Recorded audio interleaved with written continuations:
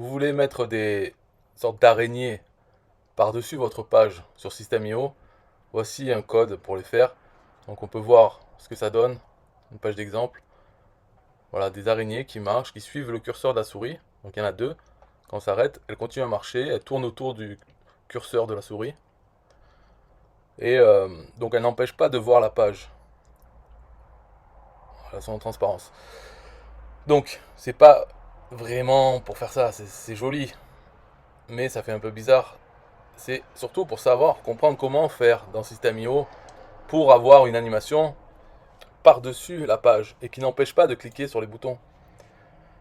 Donc, alors pour montrer dedans comment c'est mis, c'est simplement quand on édite la page, c'est dans paramètres et bon, je l'ai mis dans script d'entête, c'est-à-dire ce bouton ici, script d'entête, et j'ai mis ça. Le script, on peut le retrouver, copier-coller sur Pastebin, sur mon compte Pastebin, trouver Spiders on your System.io page. Donc, comment ça se passe? Déjà, premièrement, dans System.io et dans d'autres plateformes, ce qui est bien de faire, c'est d'attendre que la page soit chargée. Donc, c'est pour ça que tout le script, je le mets à l'intérieur d'un event listener, c'est-à-dire qu'il attend qu'on lui dise que l'événement load, c'est-à-dire que la page est chargée. Quand, quand elle est chargée, alors on peut faire des choses dedans. Si on le fait trop tôt, eh bien, il peut y avoir des problèmes. Parce que System.io et d'autres, ils ont un moteur, un programme qui génère les pages. Et ils font des choses pas de suite. C'est pas simplement du code HTML. La plupart, c'est fait en JavaScript. Donc ça attend, c'est un certain ordre. Alors en faisant ça, c'est-à-dire en mettant son code dans un event listener load, au moins on attend qu'on soit à la fin du traitement du moteur de System.io pour faire nous-mêmes nos changements à la page. Donc ça, tout ça, la ligne 2, c'est-à-dire l'event listener, ça ouvre ici et ça ferme tout à la fin du script ici. Donc ça veut dire que tout ce qui est à l'intérieur, ça ne se produit que après que la page soit chargée. Et qu'est-ce qu'il faut faire dans System.io? Un truc, la façon dont est structuré le document HTML, on ne peut pas mettre n'importe où parce que sinon ça ne se verra pas sur la page.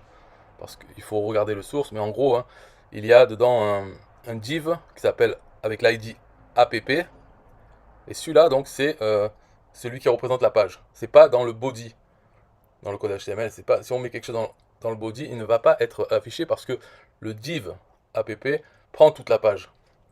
Alors là, dans ce cas, pour ce script, qu'est-ce qui se passe? En fait, dedans, c'est on crée un canvas, donc c'est-à-dire c'est un élément dans lequel on peut faire des dessins, faire des animations, un canvas. Donc ce canvas, on veut lui mettre la taille, la largeur de tout l'écran, enfin de la fenêtre du navigateur, de la page, largeur comme ça, et la hauteur aussi, tout ce qui est visible. Donc ça dépend de l'ordinateur, l'écran sur lequel est le navigateur, et comme ça prendra tout.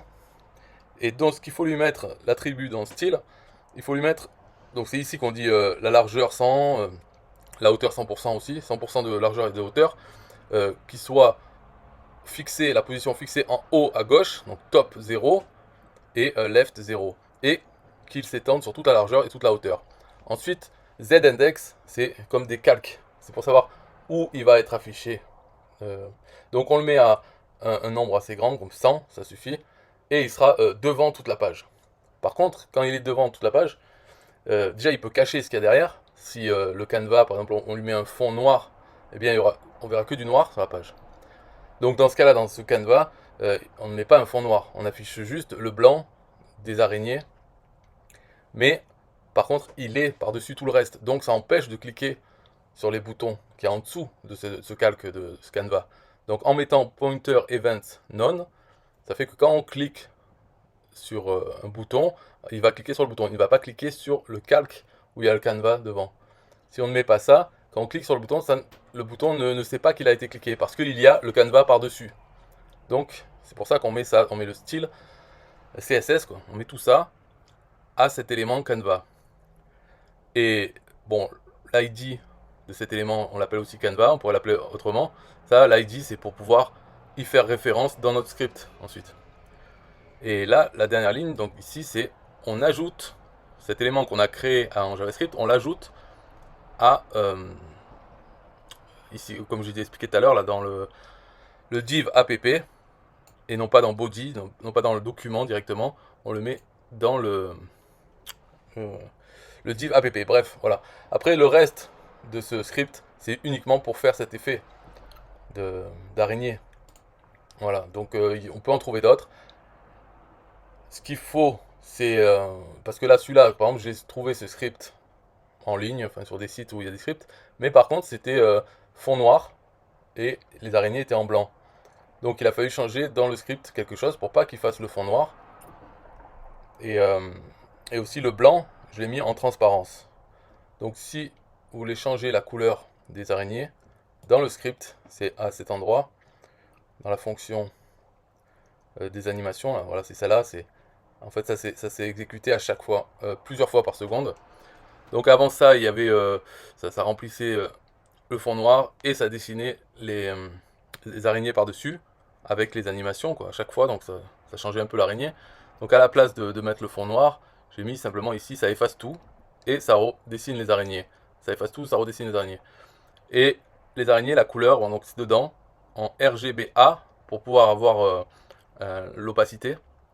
Donc on a 255, 255, 255, ça fait FFF, c'est blanc. Et après, on peut mettre la valeur de l'opacité. Donc 0,25, c'est 25% d'opacité. C'est pour ça que quand on est dessus, ben, on voit à travers le blanc, on voit quand même ce qu'il y a derrière. Si je le mettais, par exemple ici, on peut le faire pour laisser. Voilà, si ici je mets 1, donc c'est opacité totale. Enregistrer.